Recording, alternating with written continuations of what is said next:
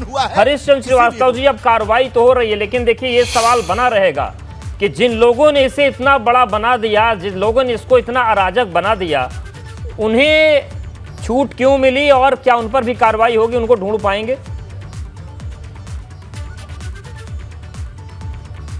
निश्चित रूप से उन सब पे कार्रवाई होगी जो इसके लिए लायबल है।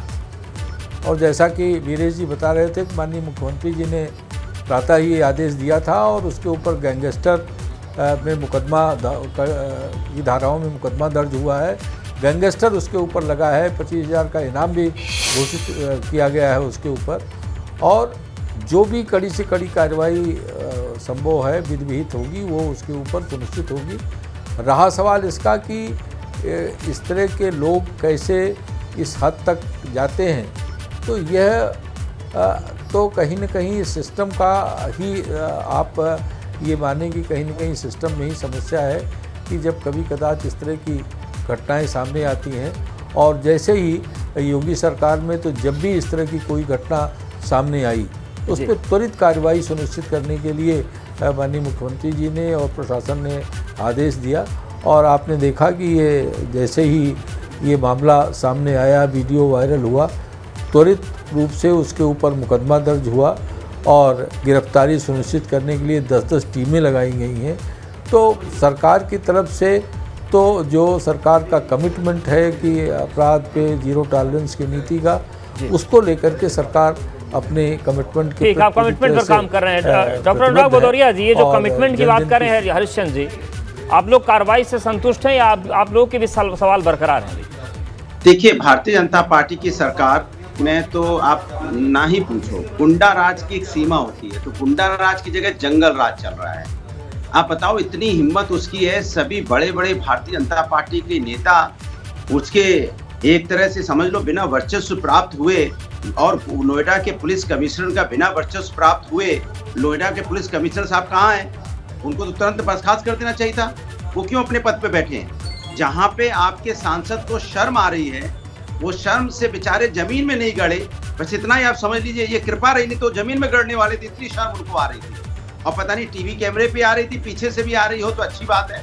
हमें तो नहीं लगता पीछे से आ रही थी, क्योंकि उनके एक साथी की फोटो उनके साथ भी है बाकायदा, कि उनके त्यागी जी के जो त्यागी जी हैं, इनके माननीय हैं, पता नहीं कौन जी हैं, वो क्या नाम है त्यागी, अब उसके साथ इनके एक साथी हैं, उनकी भी फोटो सांसद जी के साथ है। तो इनका तो गोलमाल नहीं पता चल रहा है।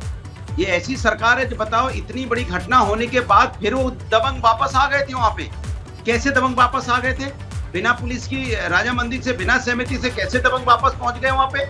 और रात में, ये तो मान लो नोएडा की घटना है, जागरूक लोग रहते हैं, वो तो चलो कूद पड़े आके, लेकिन ये गाँव में, छोटे कस्बों में क्या हाल आतंक आप अंदाजा नहीं लगा सकते।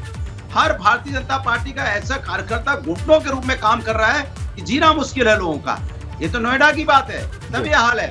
ना जाने कितने इनके त्यागी घूम रहे हैं पूरे गांव-गांव, घर-घर में। ये आपने देखा नहीं अयोध्या में इनके मेयर से लेके विधायक तक जमीन कब्जा करने में लगे। सोचो अनुराग जी, मैं आपसे कह रहा हूँ कि आप गांव-गांव चले जाइए, लोगों का जीना मुश्किल हो गया है। समाजवादी पार्टी को चल रहा है, इसीलिए मैं कह रहा हूँ ना, तो कोई ये नैतिक अधिकार नहीं है इस पे प्रवचन करने का। समाजवादी पार्टी का तो कोई नैतिक अधिकार नहीं है।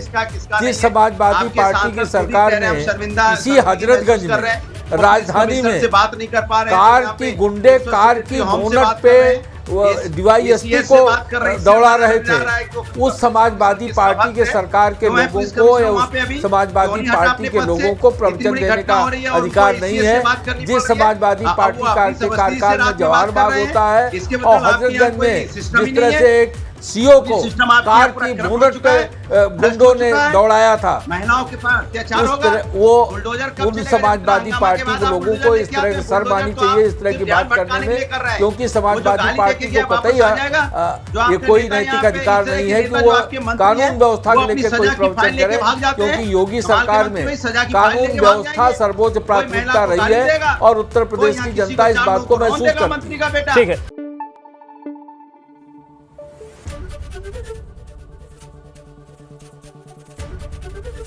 ABP गंगा, खबर आपकी, जुबान आपकी।